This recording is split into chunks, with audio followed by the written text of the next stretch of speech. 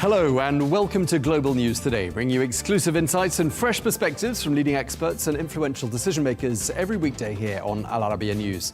I'm Tom Burges Watson. Coming up on today's programme, 8 days since his ouster, the former Syrian leader Bashar al-Assad breaks his silence, shedding light on the final hours leading up to his exile in Russia.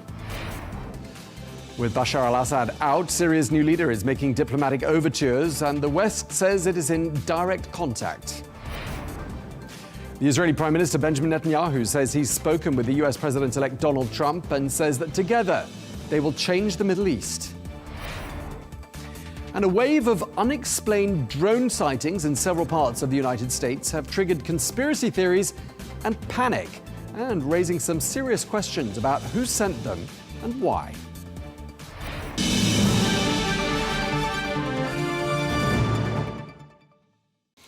Hello and welcome to the programme. Now, more than a week since his ouster, the former Syrian President Bashar al-Assad has now broken his silence and has issued his first public statement. Well, he posted that statement on Telegram, and in it he said that his initial plan had been to continue fighting opposition forces until Russia evacuated him. He also disclosed that he left Damascus for Russia on the 8th of December. Well, Assad went to the Russian military base in Latakia to oversee operations, but he found, he said, that Syrian troops had abandoned their positions. Well, when the Hmeimim base came under heavy drone strikes, the Russians airlifted him to Moscow. Well, Assad made it clear that he had never considered stepping down or seeking refuge. Well, for more analysis of what the former Syrian leader said, we can speak to Dr. Rim Turkmani, who is the director of the Syria Conflict Research Centre at LSE. Thank you very much indeed for joining us once again from London, Dr. Turkmani. Let's talk about that statement by Bashar al-Assad. First of all, what did you read into the tone that he tried to strike? Disillusion. First of all, he called himself the Syrian president. Bashar Assad is not the president of Syria anymore. Many of us are finding it difficult to believe, but with joy, it seems that he is the one who is not believing it at all. He still believes that he is in charge. And I think the statement highlights the delusion of a person who is so disconnected from reality. He continues to speak, for example, of public support in the statement. He really speaks about, himself having been there not because he wanted power, but he was driven by public support. What public support? There isn't one single person who came out in his defense after he left the country. To the contrary, the moment he left any city, his forces left Homs, for example, any city, we immediately saw the people going down to the squares, enjoy, rejoicing, celebrating that moment. We saw on Friday celebration all across the country, but it seems that he's finding it very difficult to believe. And I think, to be honest, I think we should avoid giving either this person or his statement any undue attention. It's clear he's attempting to redirect the spotlight on himself again. I think we should deny him this, because one thing I also read in this is actually he seems to particularly want to target a specific segment of the Alawite community, one that feels marginalized, frustrated, afraid, and they're cursing him. Yeah, and I think he appears to be desperate to provoke reaction from this community, but it's very unlikely that anyone will take the bait. Yeah, indeed. So, I mean, my reading was this was someone who was trying to sound brave, someone who was trying to sound defiant, explaining why he left only when the Russians told him he basically had to. How do you think that statement will have gone down with the average person on the street in Syria? Everyone is laughing about it now. Really, it's laugh. Everyone. No one would take this seriously. He became a laughing stock in the last week. And even among his supporters, everyone is cursing him, and they will continue to do so. I don't think anyone will take this seriously. And there's no mea culpa either, is there, about the discovery of those horrific prison cells and what went on in them? There's no sense of apology, or it almost seems like a sort of sense of acknowledgement. Yes, of course that happened. No surprise whatsoever. I think he's completely removed from reality. He denies all these prisons.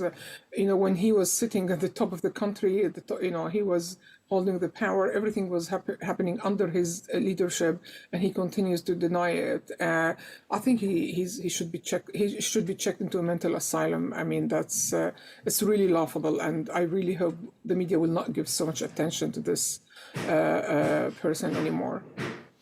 I mean, did you expect that we would hear from him? I mean, it's taken him 8 days. Did you think it was a matter of time before he broke his silence? I did expect something, yeah, knowing that he always tried to prove that he was right. Every time, if you read all his interviews, he always wants to desperately prove that he was actually popular and people wanted him, and there's a conspiracy and everyone is terrorist. And so it was expected, but I didn't expect it to be so quick. And so the timing is a bit surprising. What do we learn about just logistically speaking, about his final hours in Syria? What do we garner from that statement? Actually, the route that he described in the letter seems to be the only accurate thing in that letter, in that statement, which is that he left to Hmeimim airport, the Russian military base, and from there he was shipped into Russia. So that is one thing we know. Exactly what happened at the heart of it, we don't exactly know, but we know that there was a race to Damascus that night. The troops on the ground from the day before, they were really racing to take Haman homes to change the regional international negotiations that were taking place between Turkey, Iran, and Russia, so that they realized there is no point. Russia and Iran realized there is no point in defending Assad. That's really what changed the dynamic, the fact that Russia and Iran decided not to support him. And I think after Homs was taken, they realized its game is over and there's no point at all in supporting this person. And he knew that. And he had to flee the country in this very humiliating way. Why did he have to flee the country? Because if he'd stayed, what would have happened to him? If he'd fallen into the hands of those forces that opposed him, what would they have done to him? Something similar to Gaddafi. I wouldn't expect anything,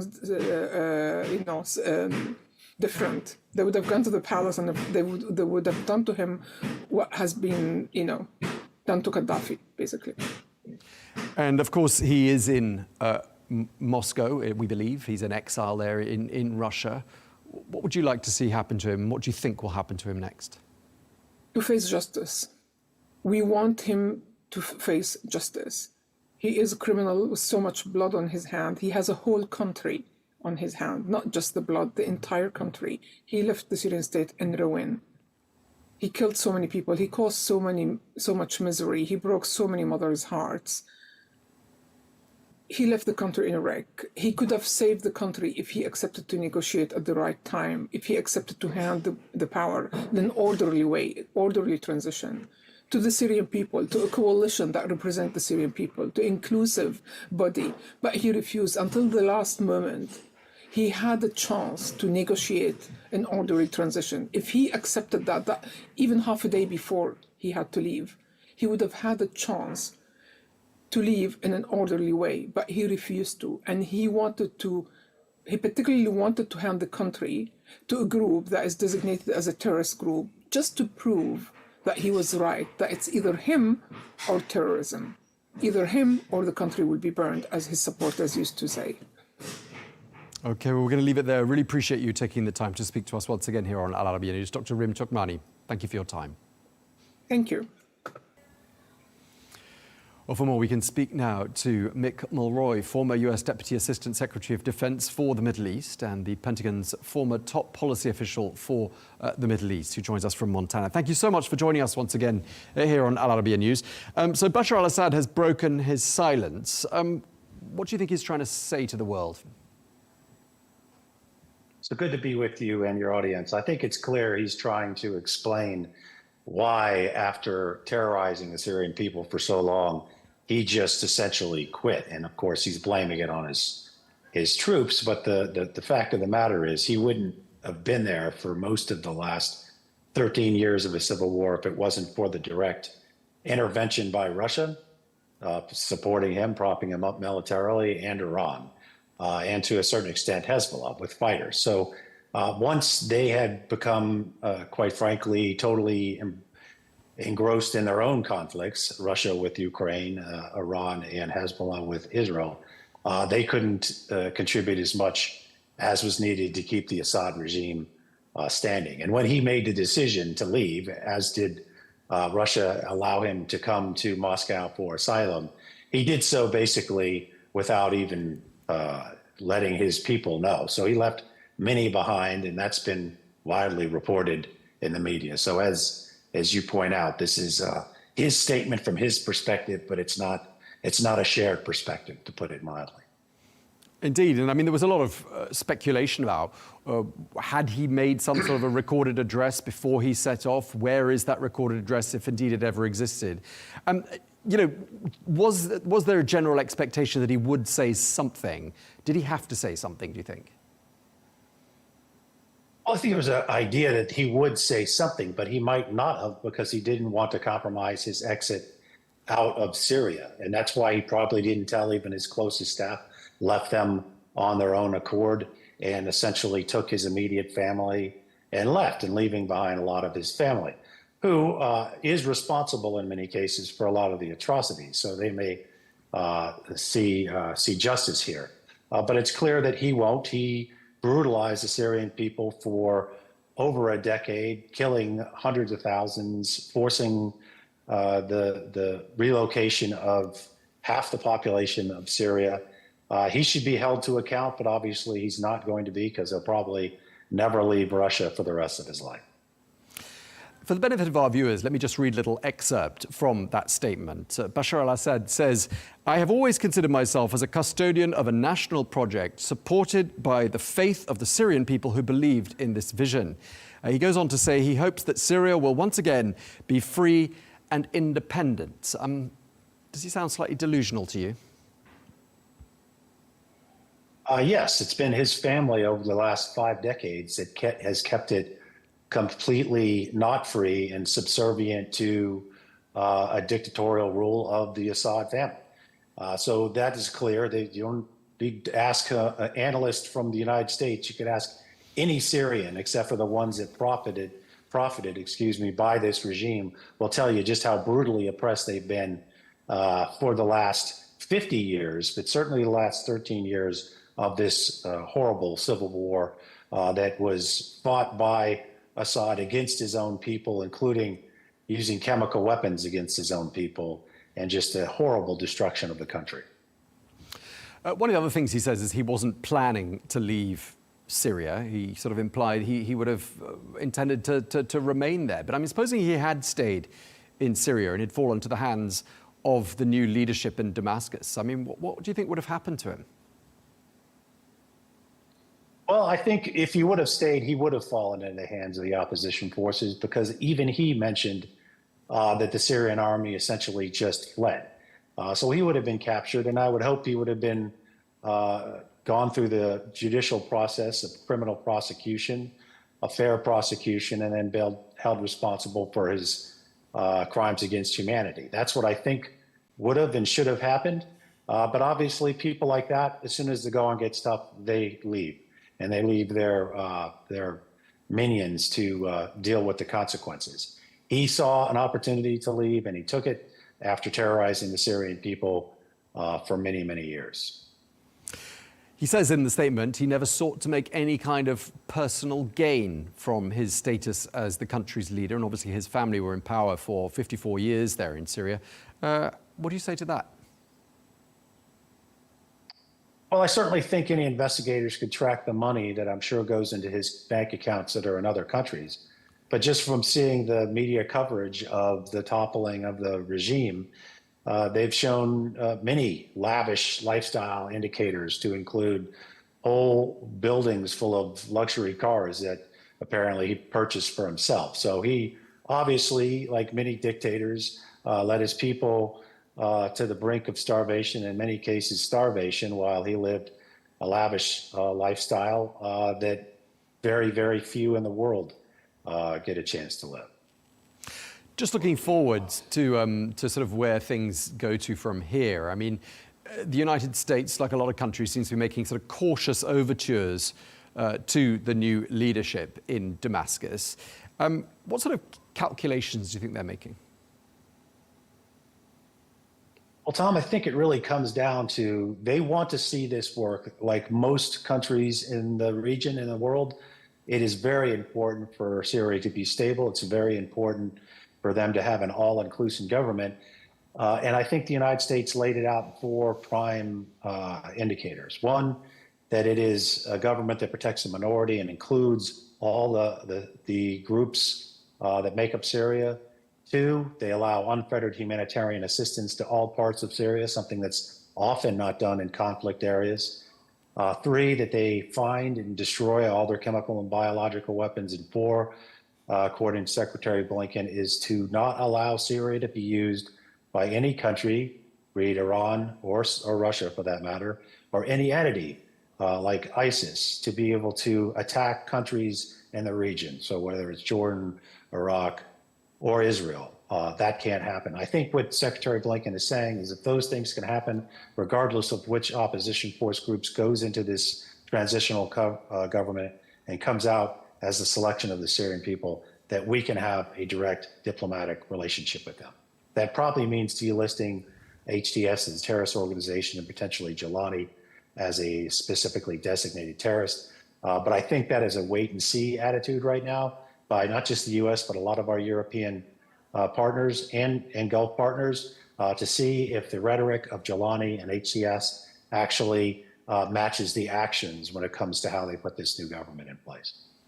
And just lastly, and sort of reflecting on where things go to from here, the EU's top diplomat, Kaja Kallas, said that Syria faces an optimistic, positive, but rather uncertain future. Would you say that roughly sums up where things stand right now? Yes, I think that's a good way to put it. And I think because of that, which is a fair depiction, the international community really needs to be ready to assist in this process, which means, yes, of course, diplomatically finding a way toward a transitional government that represents all of Syria, but they're going to need humanitarian assistance. They're going to need help in reconstructing a country that's been largely devastated. This is all going to take a lot of international activity and, quite frankly, resources. And let's hope that all countries can see fit to participate in that. All right, Mick Mulroy, thank you very much indeed for speaking to us here on Al Arabiya News. Thanks, Tom.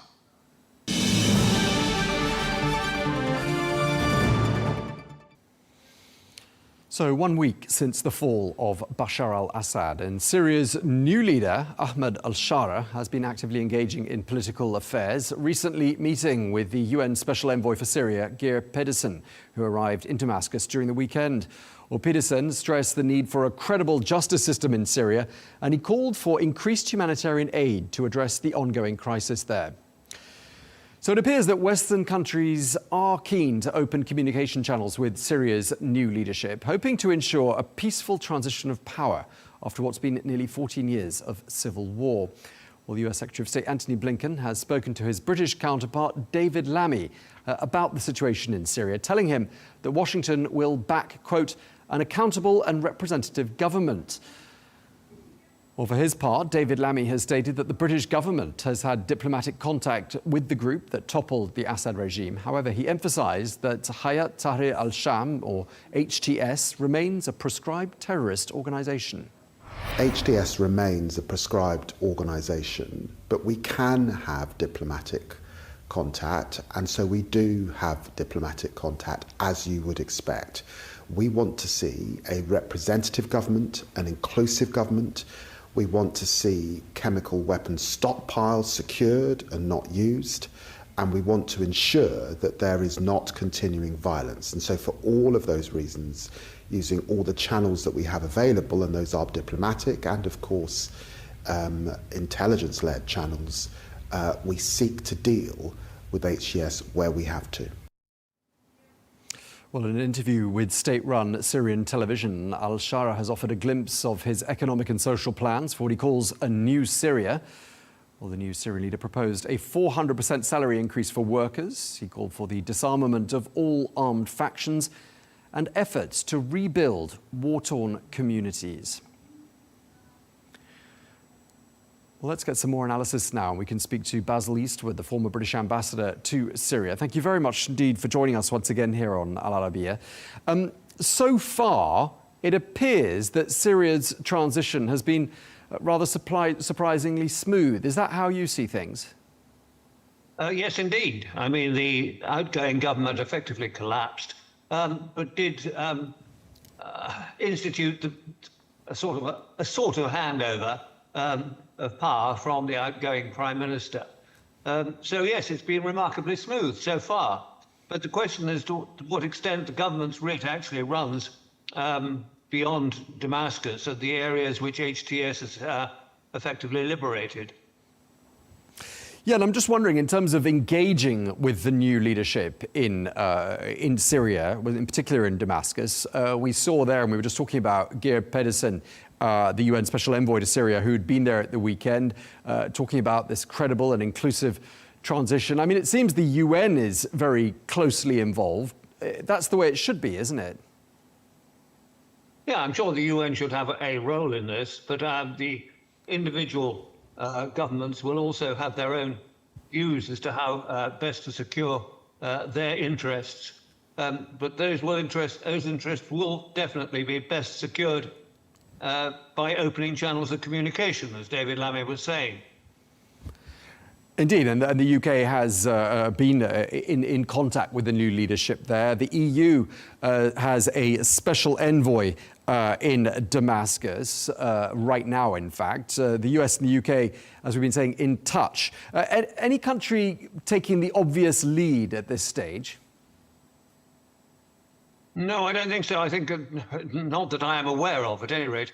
There was this meeting in Jordan yesterday of various foreign ministers from the region. And I think it will be important that there is, as it were, agreement amongst the players in the region that they should not get involved in supporting individual factions within Syria in order to allow Syrians to sort out their own future.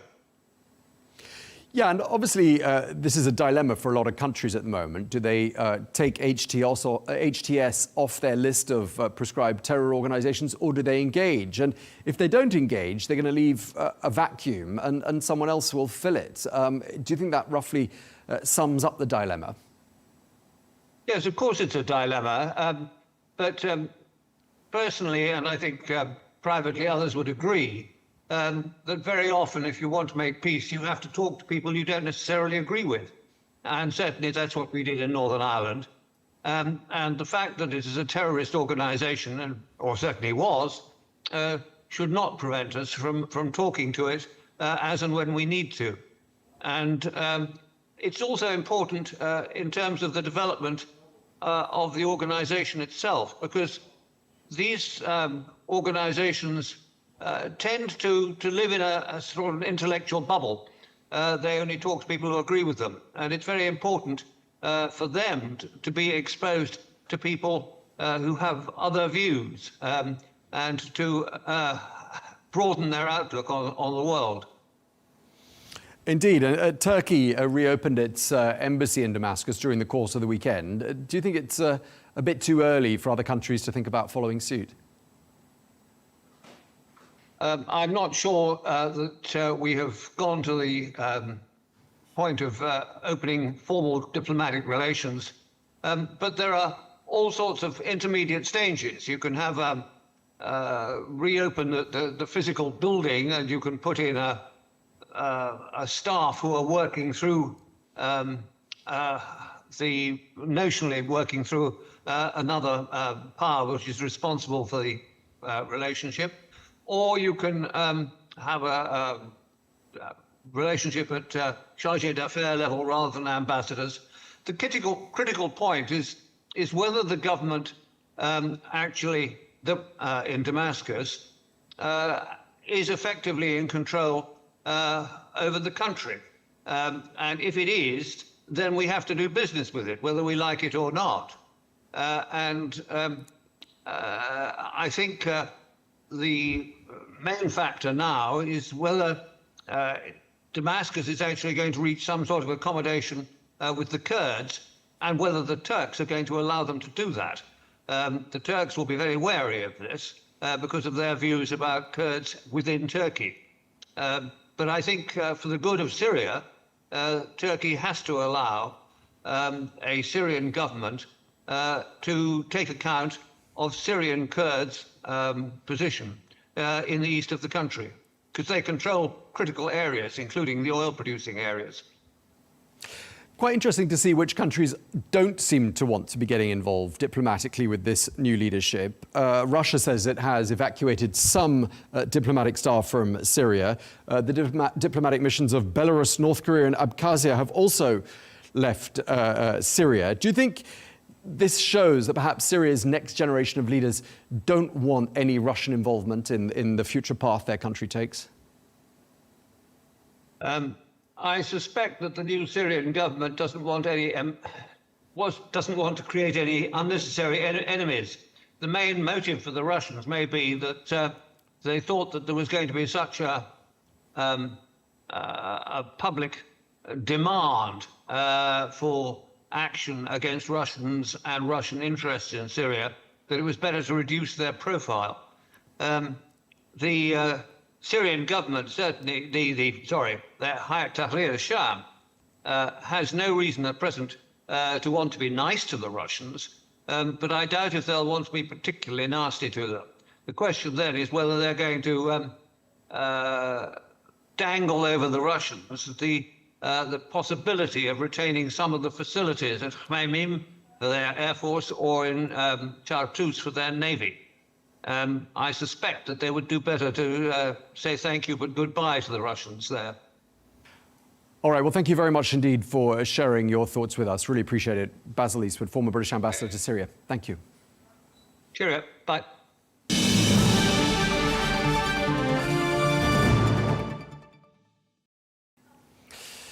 We will change the Middle East. Those are the words of the Israeli Prime Minister Benjamin Netanyahu to the US President-elect Donald Trump. Well, Netanyahu said he had had, quote, a very warm phone call with Trump about Syria and the need for Israel's victory in its war on Hamas in Gaza.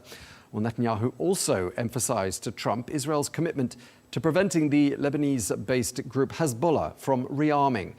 Well, the leaders also spoke of the need to bring home the remaining hostages being held in Gaza. Well, for more, we can speak to Aaron David Miller, who worked at the US Department of State for 24 years and who served 6 secretaries of state as an advisor on Arab-Israeli negotiations. Thank you so much for joining us on Al Arabiya News. There's so much we could talk about, but I'd like to just start by asking you about Israel saying it plans to double the population of people living in the occupied and annexed Golan Heights. What's the rationale here? No, I think it's part, thanks for having me. I think it's part domestic politics. It's part the pro-settlement policies of this administration, the Netanyahu administration, that has expanded settlement activity in the West Bank. And it's partially a response, I think, to the uncertainties and the new realities created in Syria. I mean, the Israelis are still operating in the frame of October 7th. Where you had an incursion by an Islamist organization, Hamas, and one planned, I might add, by Hezbollah, based on what the Israelis are finding in southern Lebanon, across the border to obviously kill as many civilians as possible. I think the Israelis are operating, certainly the 20 to 30,000 Israelis on the Golan Heights must also have concerns about the new developments in Syria and the prospects that Hezbollah or any of these Islamist groups directly associated or not associated with Hayat Tahrir al-Sham could take advantage of the moment and launch a cross-border incursion. So you have all of this now combining, which has led to some pretty unprecedented moves on the part of the Israelis. The first entry of forces, Israeli forces, into the UNDOF buffer zone. That agreement was signed, negotiated by Henry Kissinger in June of 1974, and then the additional Israeli incursion 5 kilometers or so into Syria, and their deployment on the Syrian side of Mount Hermon. The Israelis claim this is temporary. I suspect it's going to last more than. I suspect it won't be terribly temporary. Yeah, I mean, a lot of people will be wondering why does Syria have to cede land to Israel if indeed it turns out not to be temporary, given that there's nothing that's been said so far as I'm aware, by the new leadership in Syria, that they want any kind of confrontation with their neighbors in Israel. Quite the opposite, in fact. No, I mean, I think HTS has so much on its hands. The last thing they need is a confrontation with the Israelis, and I think the Israelis understand this, which is one of the reasons the move, I think, is occurring.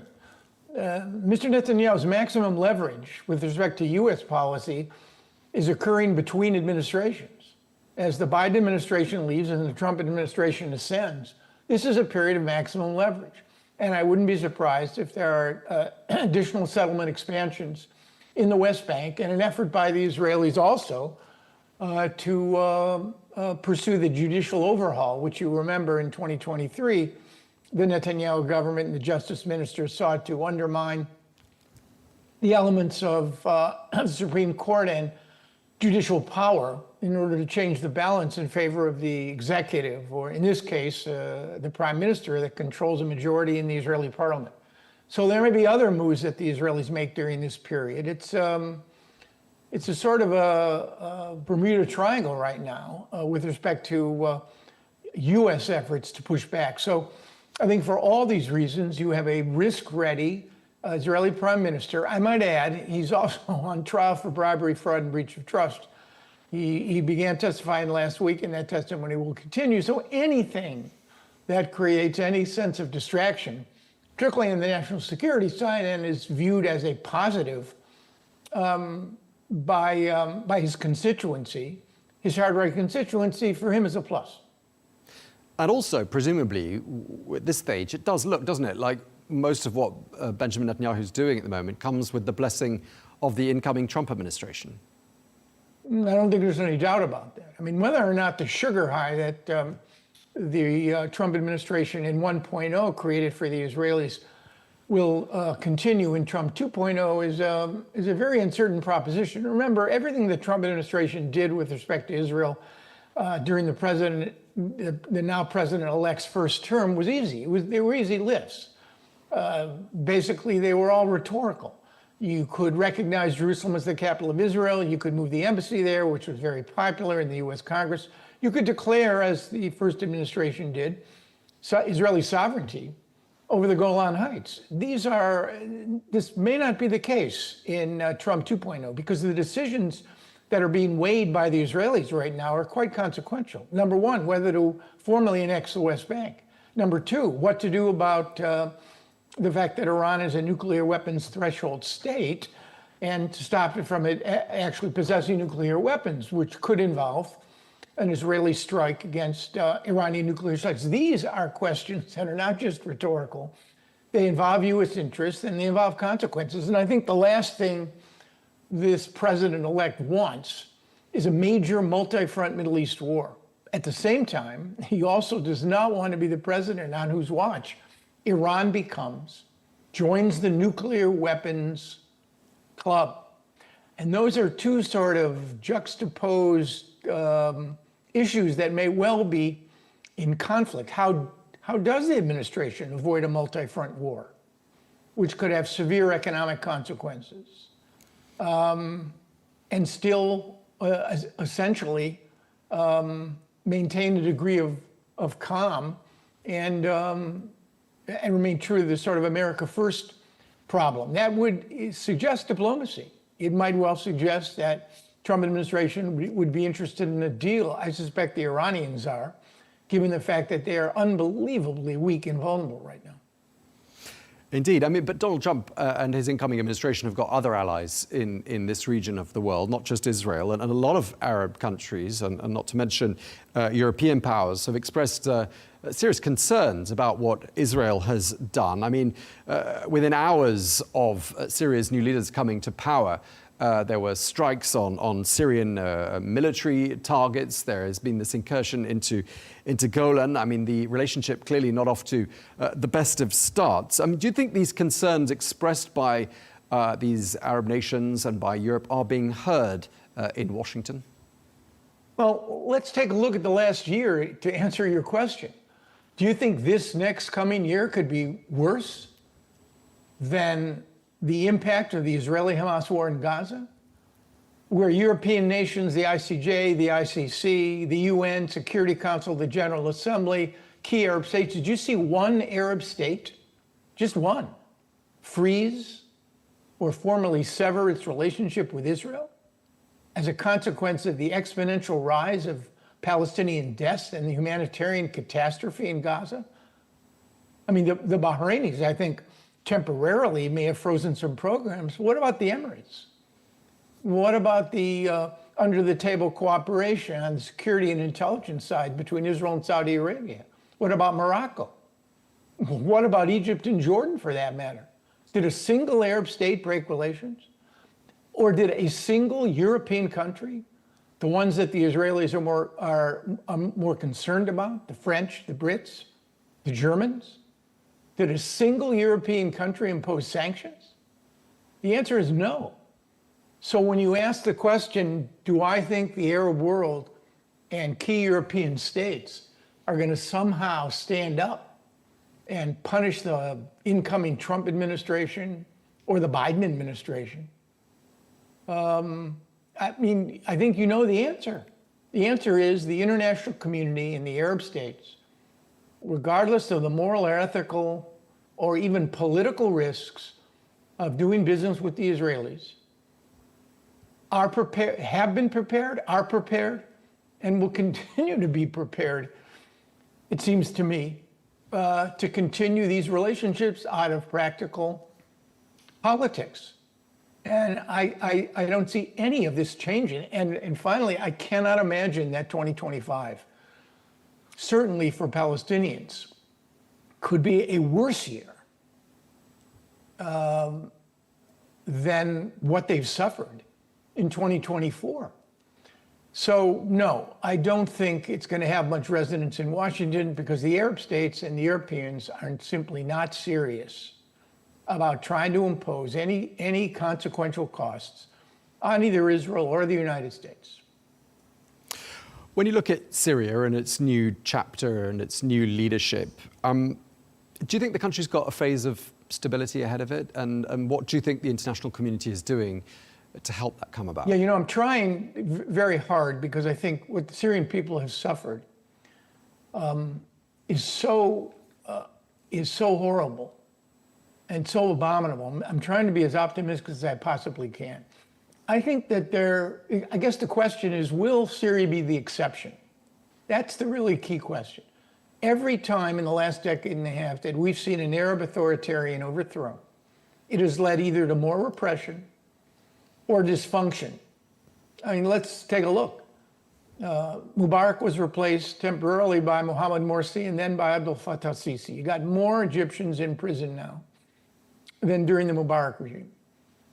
Gaddafi was overthrown and Libya remains a dysfunctional and divided polity. Let's go next to Tunisia and the overthrow of the authoritarian Ben Ali. Tunisia had evidenced serious and concrete manifestations of a kind of a democratic spring, and yet now the Tunisian president remains an autocrat. And then, of course, moved to Iraq, which is probably the best example where Saddam is overthrown. I think Iraqis are better off, but you could by no means identify Iraq as a highly functional Arab polity. And then there's Yemen, where Abdul Salah was killed, and you've got the Houthis in control of large parts of the economy. So the past here may not be prologue, but it really does challenge the Islamist movement, HTS and others, to try to do much better than all of the previous examples where Arab authoritarians were overthrown and The situation, frankly, in most cases became worse, arguably worse. And yet, Syria has some things going for it. You have a regional consensus in favor of a transition process. You've got at least one external power, the Russians, now on their back feet trying to determine how to deal with the new regime.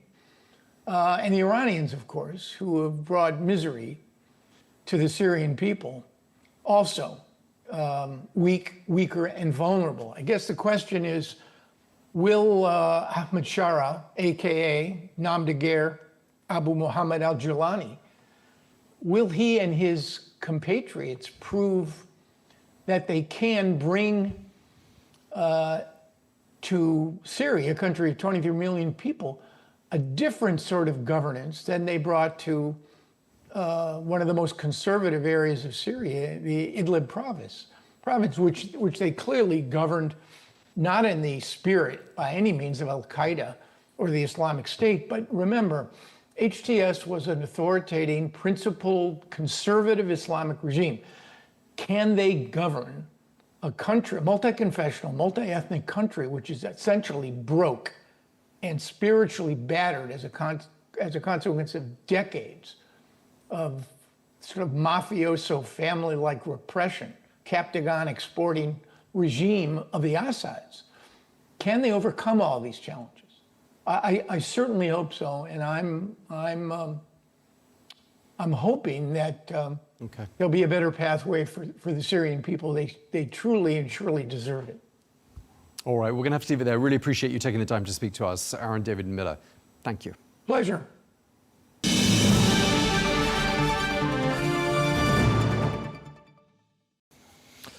Now, to some mystery drone sightings in the United States that have left many people feeling rather bewildered, and some are even expressing fear about national security. Well, the initial reported sightings go as far back as the 18th of November in the skies above New Jersey. Well, the presence of some of these unexplained drones have caused one New York airport to have to shut down temporarily. And in other cases, military sites have had to close their airspace.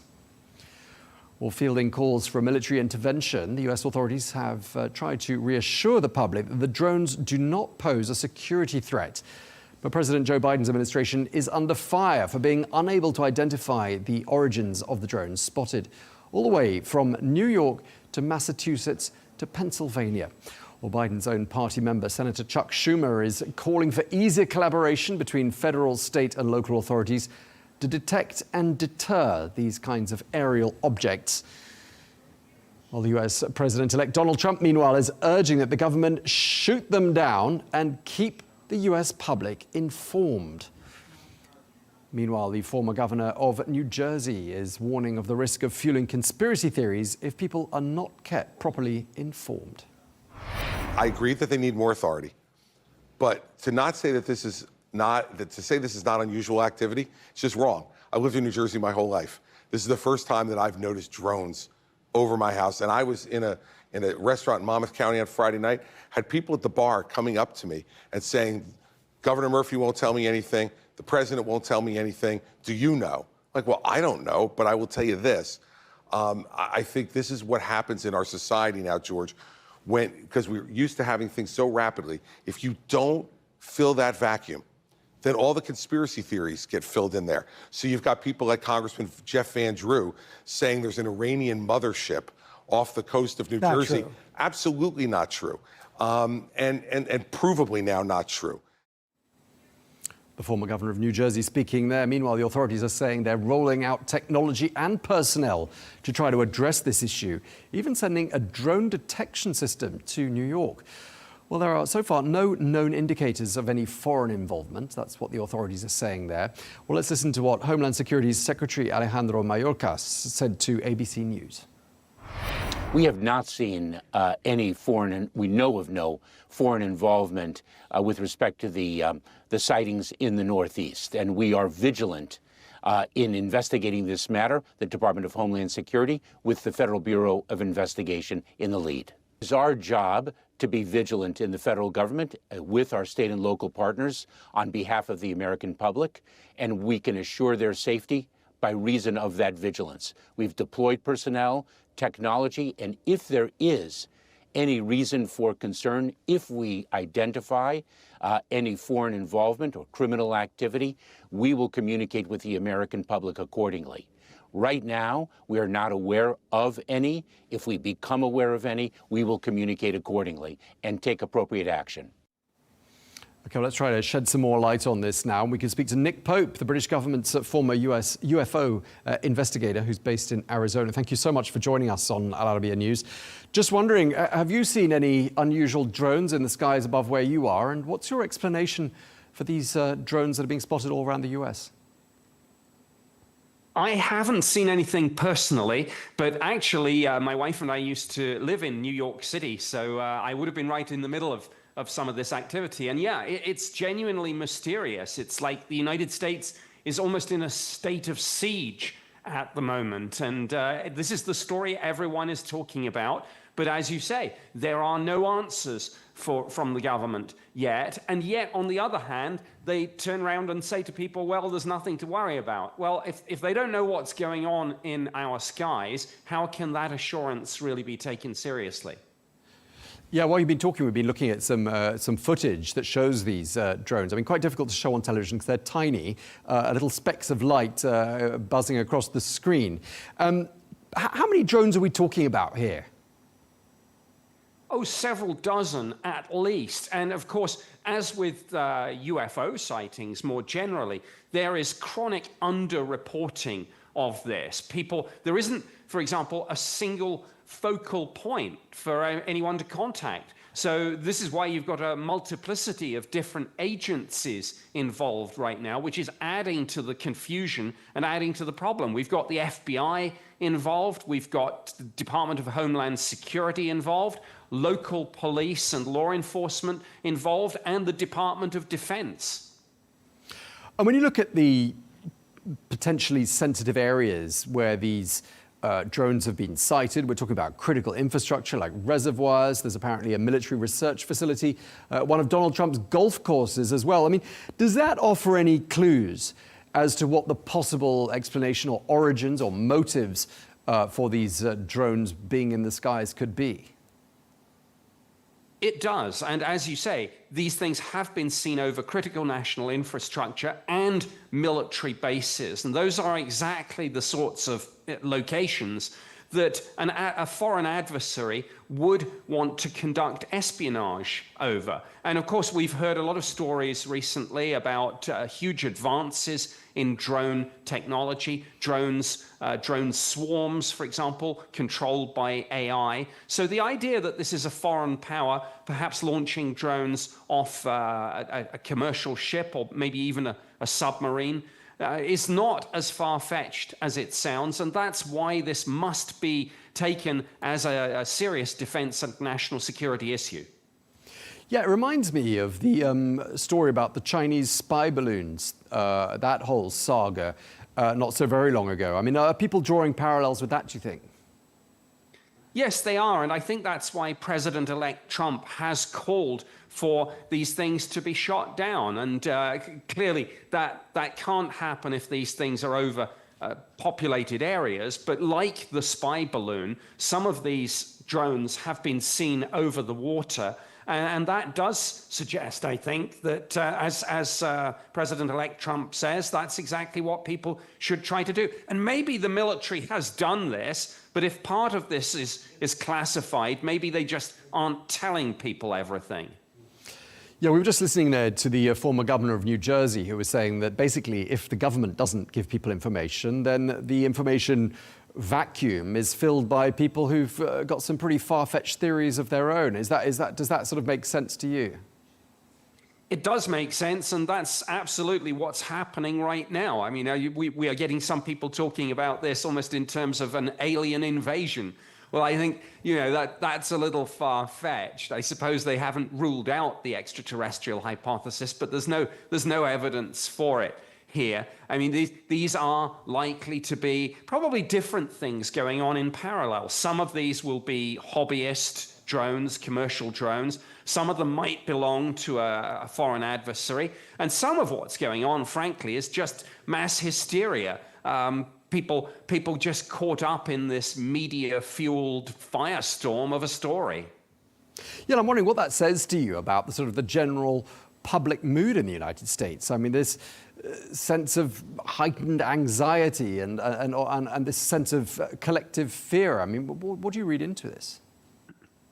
Well, of course, we've just had arguably the most high-profile and contentious presidential election in history, so a lot of people are on a bit of a knife edge, and we're in that very odd political period that the United States has, that the election takes place in November, but the inauguration of the new president doesn't take place until January 20th. So there's a little bit of a power vacuum right now, and that just plays into what's happening here, because I think there is a feeling that we're not seeing the leadership that we would normally expect, and in that situation, in that vacuum, of course, rumor and speculation is far more likely to take hold, and that's absolutely what's happening. Yeah, and it's interesting to read the comments of the former Trump advisor, Steve Bannon, who says, quote, "The Biden regime is working every day against the country and against President Trump." I'm just wondering what you think he's getting at here. Is he tapping into a widely held opinion there? I think he is. I mean, I don't want to make this a party political issue, but on the other hand, there's no getting away from the fact that the Alejandro Mayorkas, who you heard from earlier in this piece, who is making statements about the action that's been taken, he's the guy who's been in charge of the border. And of course, that was a huge election issue. And a lot of people are making that comparison and saying, well, hang on, if this guy let millions of illegal immigrants in, how is he going to keep the border safe from these drone incursions? I mean, is one possible explanation simply the fact that, drones have become more and more widely accessible in the market? They're cheaply available. They're probably quite good fun to operate. Probably quite a lot of hobbyists out there. I mean, could the answer be as simple as that? I think that's part of it. As I say, I don't think we'll find that there's one single answer to this, as opposed to lots of things in parallel. And absolutely, hobbyist drones is going to be one of these things. As you say, they're small, they're cheap. Christmas is coming up, of course, and a lot of people have probably treated themselves to an early gift. There are very strict rules, rightly so, about where people can fly these. Obviously, there's a huge danger if you start flying them over airports, for example, or in commercial aircraft flight paths. But there are regulations, but clearly they need to be more stringently enforced. Yeah, I mean, we were saying there's some pretty wild theories out there as well. I mean, clearly there is a genuine state of fear. There are genuine concerns. There is potentially a genuine security dimension to all of this. But are some people having fun with this story as well? Do you get the impression that some of the media are treating this as an opportunity to tell a bit of a wild story at the same time?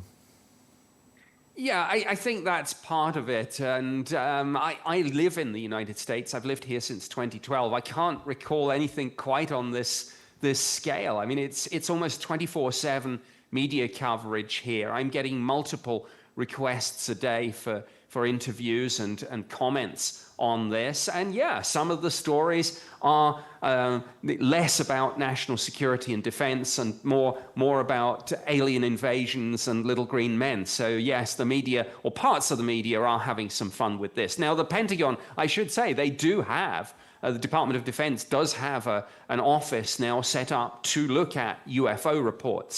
So government people and scientists are taking the idea of UFOs more seriously than they did a few years ago, because pilots are seeing these things, they're being tracked on radar. And so maybe the idea of extraterrestrials isn't quite as far-fetched as it would have been a few years ago. But as I say, there's no evidence in this case that that's what we're dealing with. And I just wanted to ask you before I let you go, I mean, in your time, in your capacity with the British government investigating this precise issue of UFOs, did you see any credible evidence, or do you think it's just the stuff of science fiction? No, we did see some fairly good evidence. We did not have a smoking gun. The conspiracy theories that say that we've got crashed spaceships hidden away in Air Force hangars somewhere, I have no evidence, certainly in the UK, that that was true. But I've heard those stories. I don't think that's actually what we're dealing with, but who knows? The more we find out about the universe with, for example, the James Webb Space Telescope, the more possibilities like that, even if you think they're very unlikely, they're no longer viewed, I think, as impossible. Okay, well, we'll keep our eye very closely on this story and see what more we can find out. But in the meantime, thank you so much for speaking to us. Nick Pope, thanks again. Thank you.